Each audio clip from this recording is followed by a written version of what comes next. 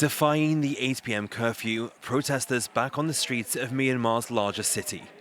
They came to show their support for the hundreds of young protesters that authorities had trapped into a small section of the city. After a crackdown by police, they had fled, seeking refuge in the homes of sympathetic strangers.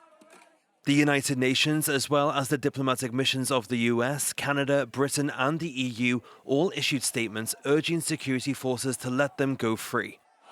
Around 5 a.m. local time, word came that they had been allowed to go home.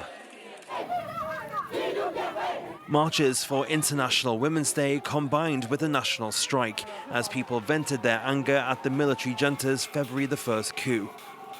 We're coming out because we're not safe anymore.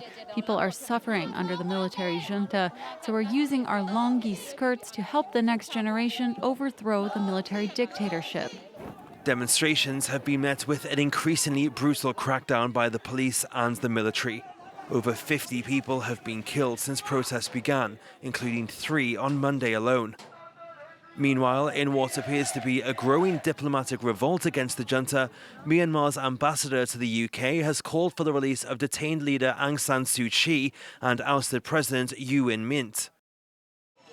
It comes as the EU prepares to widen its sanctions on the country's military, to include businesses they run and those who provide financial support for the armed forces.